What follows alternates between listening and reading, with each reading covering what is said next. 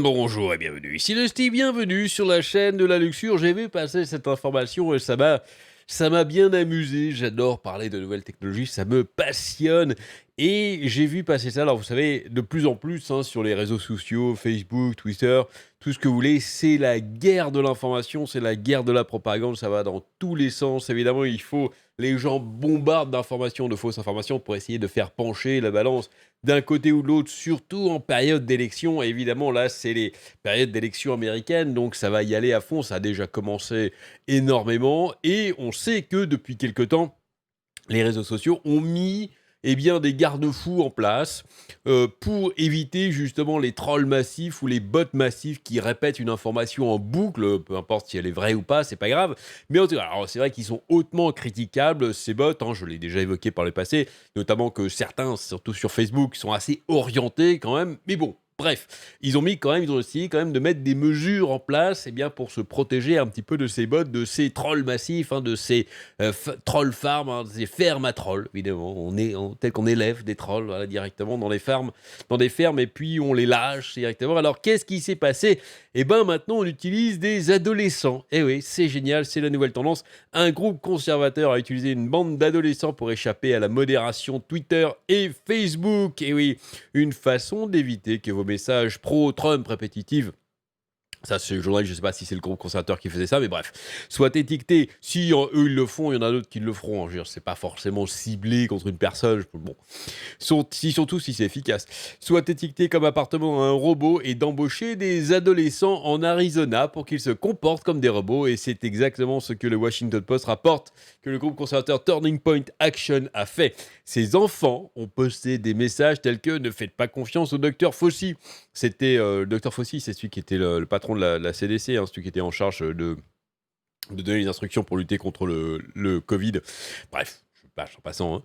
Hein. Sur Twitter, Facebook et Instagram, a rapporté le Washington Post. Ils ont fait écho au mépris du président Trump pour les bulletins de vote par correspondance et ont publié des allégations erronées sur la fraude électorale en utilisant le comportement de publication répétitive qui est le plus courant chez les robots ou les trolls. La campagne s'est déroulée sur plusieurs mois et le Washington Post a identifié au moins 4500 tweets issus de l'effort Turning Point Action en 2016. Des adolescents macédoniens ont interféré dans l'élection en dirigeant une ferme de trolls et en écrivant des articles salaces pour de l'argent. C'est pas nouveau, hein, mais c'est vrai qu'on commence à découvrir un petit peu le phénomène parce que, justement, c'est le but d'utiliser des adolescents, c'est que ça passe complètement inaperçu finalement, ce qu'on ne soupçonnerait pas forcément des adolescents, surtout qui utilisent les vrais comptes, leurs vrais comptes, hein. C'est ce qu'on va voir par la suite. On ne pourrait pas les soupçonner, mais bon, c'était le cas. A déclaré Graham Brookie, un expert en recherche médico-légale numérique au Washington Post. Lors de cette élection, la ferme des trolls est à Phoenix. Turning Point Action, dirigé par Charlie Kirk, rien à voir avec le capitaine, hein, je vous rassure, est affilié à Turning Point USA, un groupe de jeunes conservateurs basé à Phoenix. Ce groupe a déclaré au Post dans un communiqué que comparer leur exploitation à une ferme de trolls était une grave erreur de caractérisation. Au lieu de cela, l'effort a été décrit comme un activisme politique sincère mené par de vraies personnes qui ont passionnément les croyances qu'elles écrivent en ligne et non une ferme de trolls anonymes en Russie. C'est vrai que la différence est un petit peu bizarre. Parce que les participants ont utilisé leur propre compte, ils ont éludé certaines des garanties que cette entreprise de technologie ont mises en place après 2016. Les personnes qui ont participé ont partagé un document entre elles pour coordonner les phrases qu'elles utilisaient pour publier sur les médias sociaux et ont été invitées à modifier les phrases pour rendre les messages plus réels. Ce n'est pas le première fois que Turning Point a un comportement inauthentique coordonné. Lors du dernier cycle électoral, un comportement inauthentique de la droite est venu de l'agence russe de recherche sur Internet. Dans le cadre de cet effort, l'IRA a renforcé le contenu de Turning Point pour aider Trump, ont déclaré des experts à la commission du renseignement du Sénat. Cette fois, cela ressemble aux Russes, mais chez les Américains, a déclaré Jacob Ratkiewicz, ingénieur logiciel chez Google au Washington Post. Ses recherches de doctorat portaient sur l'astroturf dans les campagnes politiques. Voilà, alors, encore une fois, là, c'est eux qui se sont pris la main dans le pot de confiture, mais encore une fois, je suis persuadé que plein d'autres personnes, d'autres camps politiques le font aussi.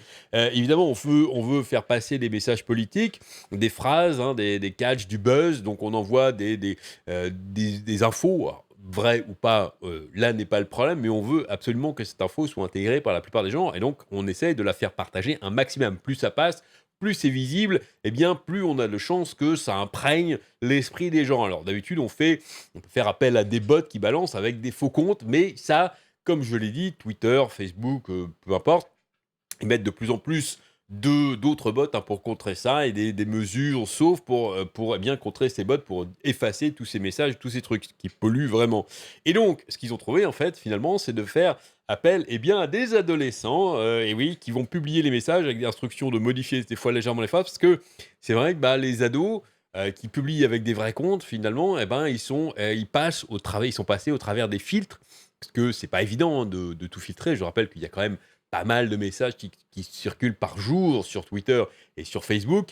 Pour identifier tout ça, tout ce qui est du troll, d'un vrai message, d'une vraie personne qui envoie un vrai message, une vraie opinion, c'est quand même pas évident. Alors je pense qu'ils ont dû du coup écarter un petit peu les personnes jeunes des recherches, mais là, bah là voilà, ils ont trouvé le moyen, c'est bien de contourner. Je trouve ça très bon. Moi, ça m'amuse, ce genre de chose, espèce de jeu de chat et la souris constant sur les réseaux sociaux pour essayer de déterminer ce qui est le vrai du faux, ce qui est legit, ce qui est machin. C'est la future guerre de l'information, la guerre de la propagande, hein, sur les réseaux sociaux. C'est l'enjeu, hein, du 21e siècle, je pense, pour les prochaines élections, pour les prochains parce que beaucoup de gens vont, trouver leurs informations sur les réseaux sociaux maintenant. Alors on peut le déplorer évidemment, mais c'est comme ça, hein, et beaucoup de gens, eh bien, ne regardent que les titres, que, les phrases buzz en fait, hein, les perso plus grand monde en fait ne va rechercher la véracité des faits en se disant: «Tiens, cette personne me dit ça, est-ce que c'est vrai?» Je vais aller essayer de retrouver cette information, hein. Je vous invite évidemment à aller voir toutes les vidéos de défacateurs qui, se proposent d'ailleurs, sont très bien faites, parce qu'elles proposent de vous fournir quelques petits outils faciles pour essayer de rapidement vérifier si une information est vraie ou fausse, donc je vous invite à le faire. Si pas ça prend pas beaucoup de temps en fait, hein, d'aller vérifier, et justement c'est bien parce que, le il y a rien de pire qu'un biais de confirmation, c'est-à-dire une info qui veut dire: «Ah oui, je suis d'accord avec elle, donc c'est forcément vrai». Alors que des fois non, c'est bien d'aller vérifier derrière, mais bon ça, je ferme la parenthèse, hein, c'était juste une petite aparté. Donc voilà, la guerre de l'information est lancée, et puis, eh bien, évidemment, comme dans beaucoup de guerres, on engage des enfants. Eh ouais, c'est comme ça, même dans la guerre d'infos, même dans la guerre sur les réseaux sociaux, les enfants, eh bien, participent. Amusez-vous bien et à très bientôt.